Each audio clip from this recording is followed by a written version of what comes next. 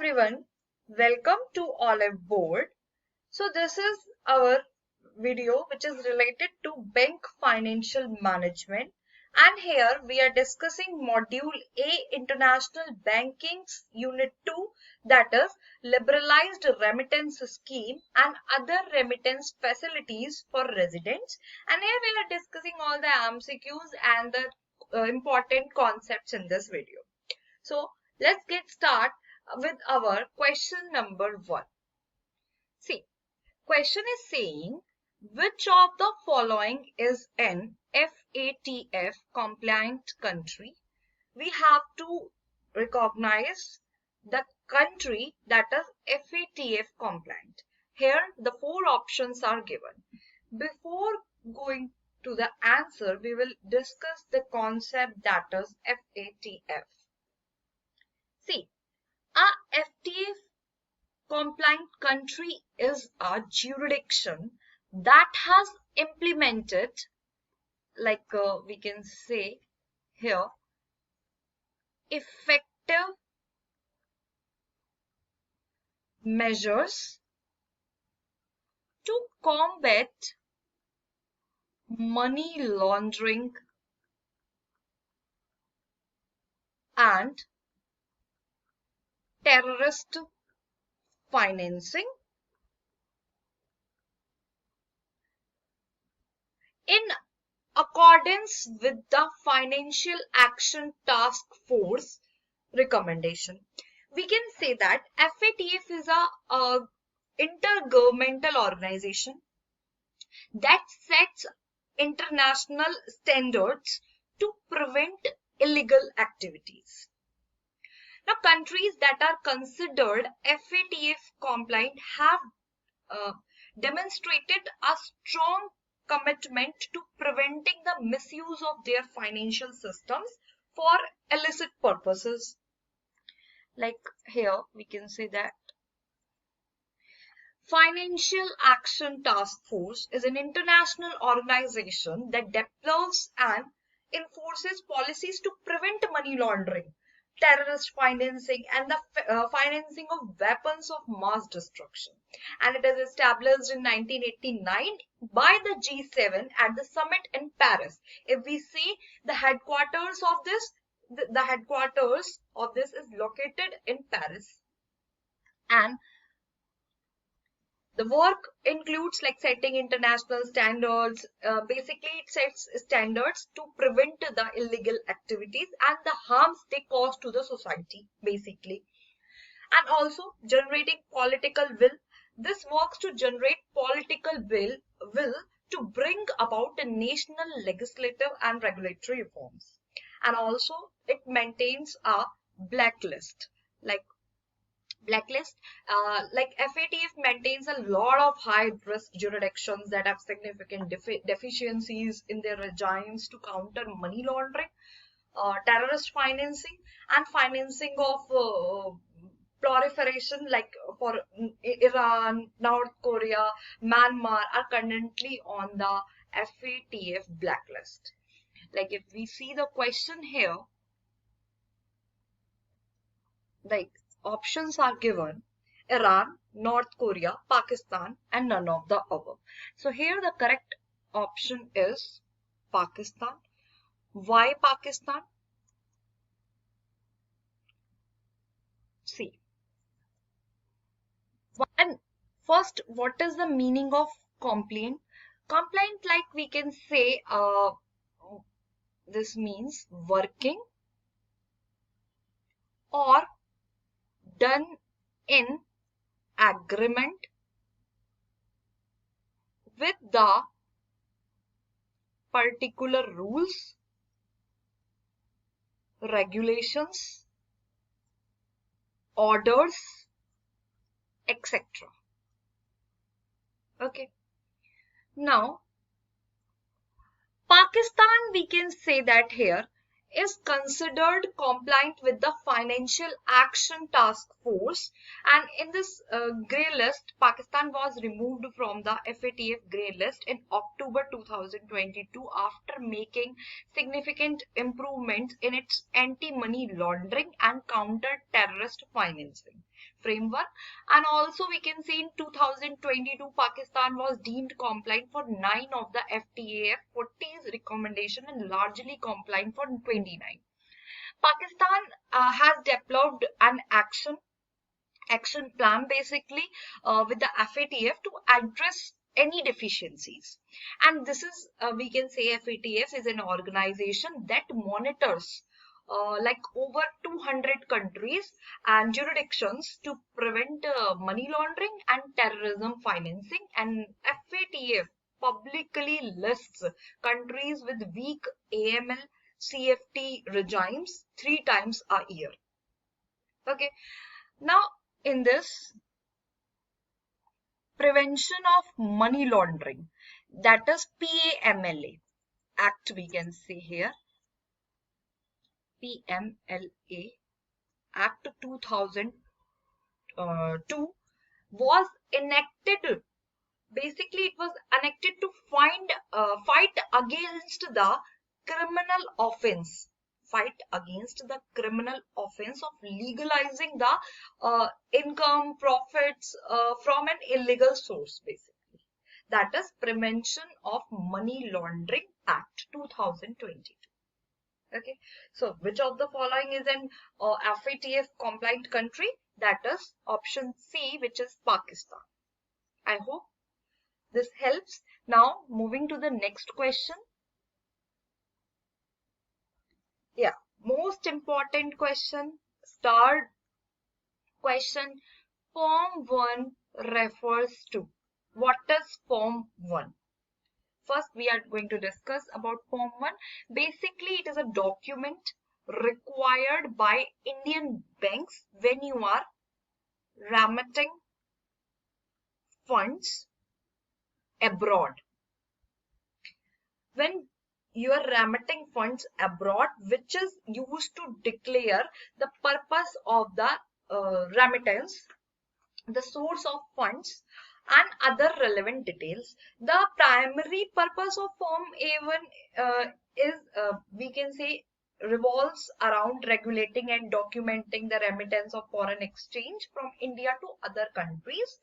And when an importer in India purchases goods from overseas, there's need to ensure that the transaction adheres to the national and international financial regulations. Now, here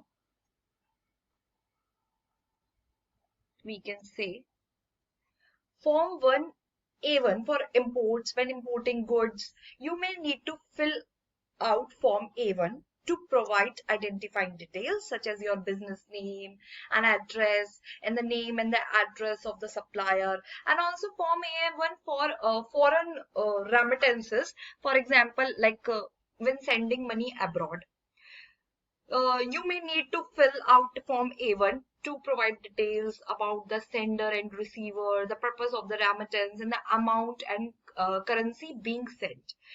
A1 certificate is a document issued by HMRC that certifies that the recipient pays UK national insurance, and we can say this Form 1 is also for social security. An employee may need an A1 form if they are subject to a social security system in another country. What is the meaning of basically remittances here? We know that. For revising, we will learn this. Remittances like the act of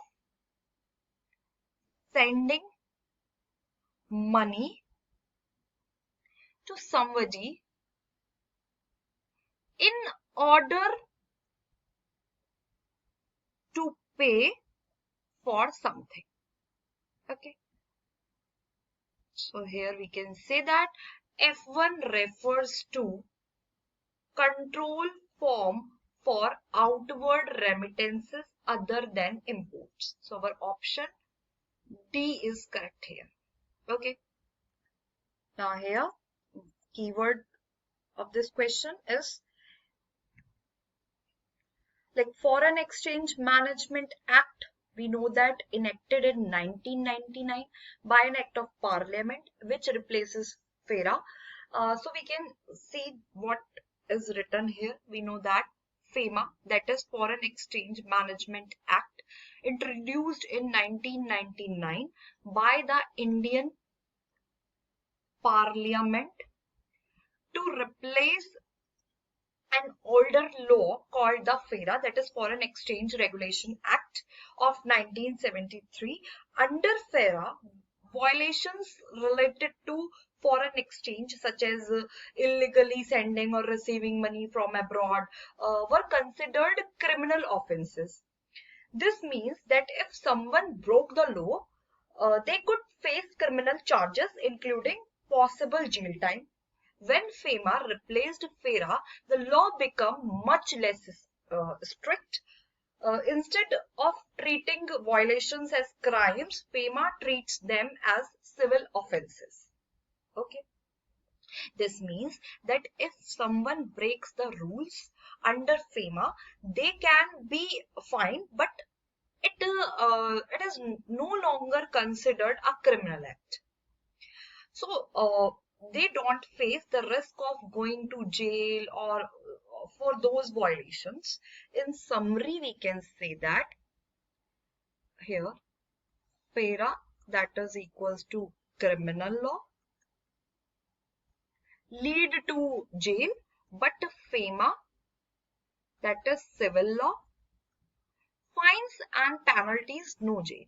So Foreign Exchange Management Act enacted in 1999 by Act of Parliament replacing FERA 1973, thereby remaining the criminal angle under FERA to that of civil angle under FEMA. Understand? Now, next question is, which of the following is not a permissible purpose for grants of loans by resident to NRI? The most important term first we discuss, what is the meaning of resident to NRI? Basically, it refers to a situation where an Indian resident, a person who resides in India, provides a loan or financial support to an NRI, okay, that is non-resident Indian, which is a person of Indian origin who lives abroad but still maintains financial or personal ties to India.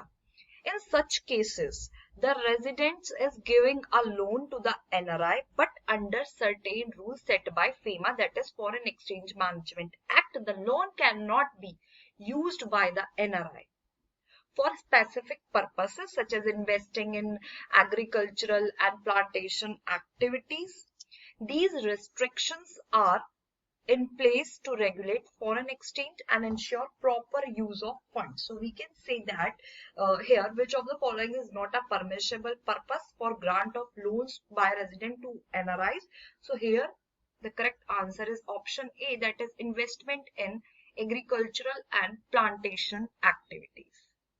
Okay, now the most important thing we will discuss here, permissible remittances and non-permissible remittances. See, under FEMA, that is Foreign Exchange Management Act 1999, when it comes to sending money abroad, there are clear rules about what is allowed and what is not.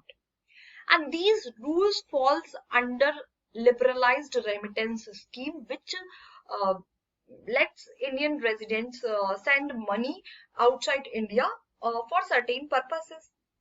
Now, permissible remittances, what is the meaning of permissible remittances here? Like these are the reasons for which you are allowed to send money abroad. They are listed in Schedule 3rd of FEMA, and they can include, like example I am giving, personal trips, okay, or medical treatments, also studying abroad, gifts to family members. This can be related to both capital account transactions like buying property or investing abroad, and current account transaction also like travel, education, etc. And here it is written in the screen, like all purposes listed out in schedule third. Remittances, whether capital account transaction or current account transaction or a combination of both, are termed as permissible transaction under LRS as per FEMA 1999. Okay. Now we will talk about non-permissible remittances. See, what are non-permissible remittances? Basically, these are the reasons for which you are not allowed to send money abroad. These are listed in Schedule 1 of FEMA, and we can take the examples. It includes like sending money for gambling or lottery tickets, sending money for activities that are illegal or banned by the government. In short, we can say permissible remittances, allowed purposes listed in Schedule 3rd. See, we can take some examples of permissible remittances, like a person from India needs surgery in Germany and remits money to cover hospital bills and medical expenses. That is permissible remittances.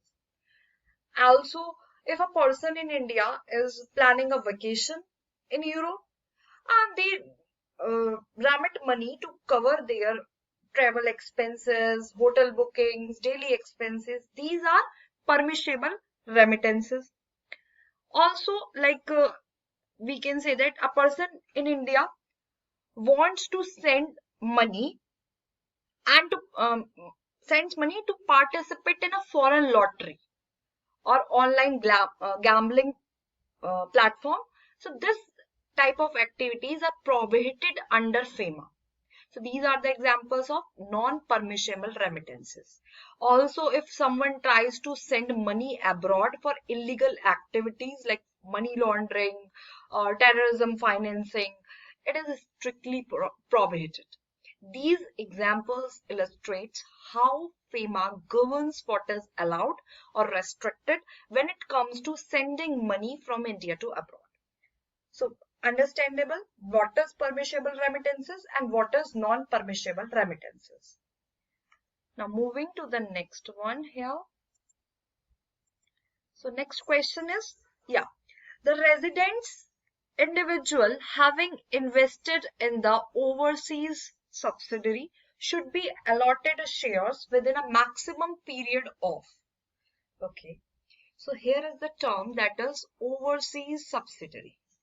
See, overseas subsidiary, we can say, is a company that operates in a foreign country and wholly or partially owned by a parent company based in another country.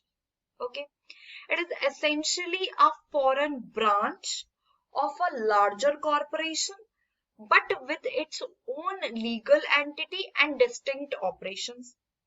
Some of the key points about overseas subsidiaries are like separate legal entity. Like a subsidiary is a separate legal entity from its parent company, meaning it has its own assets, liabilities, and legal responsibilities. Also, local laws. Okay, in this we can say subsidiaries must comply with the laws and like regulations of the country in which they operate, including tax law, labor tax, corporate governance standards, then strategic controls.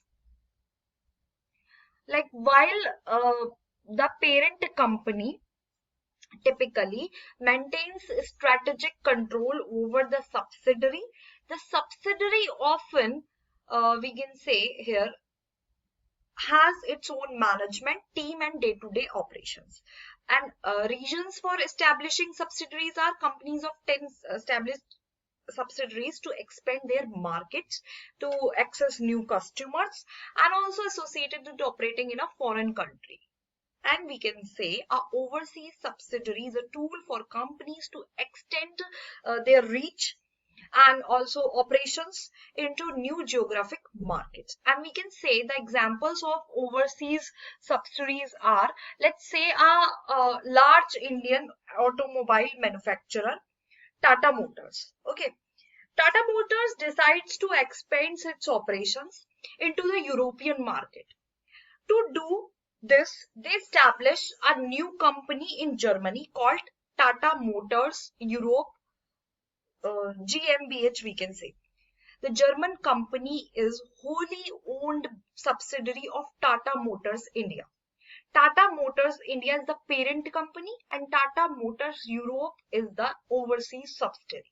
The German subsidiary will handle all of the Tata Motors operations in Europe, including sales, marketing, manufacturing, if manufacturing is needed there, and after sales services.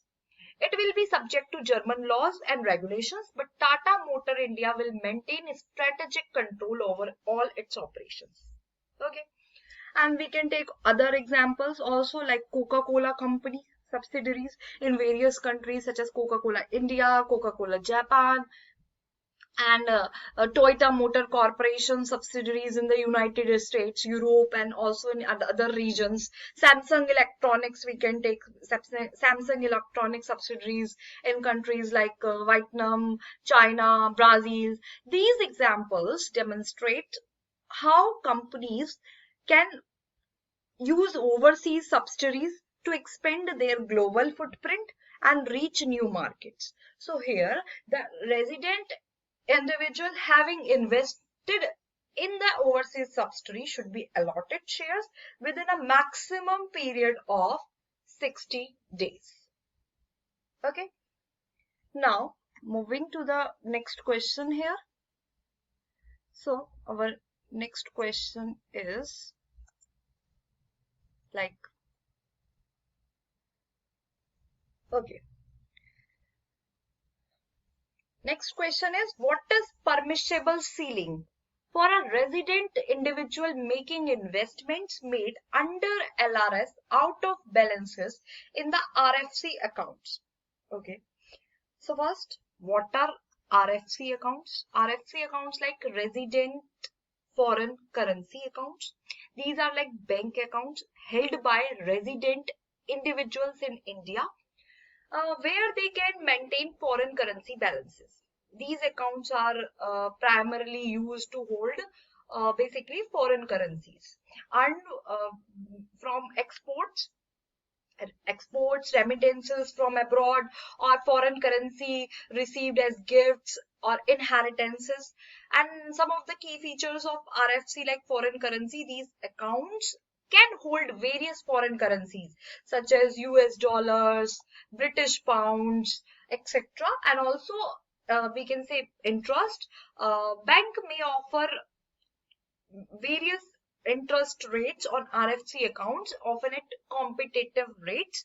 Funds can be remitted from these accounts for various purposes, including education, travel, foreign investment, subjective to applicable regulations. And also foreign currencies like can be converted to Indian rupees and vice versa in whatever we need currencies of which whatever country at the prevailing exchange rate. And the purpose of RFC accounts are like managing foreign currency management, investment opportunities, and also like remittances.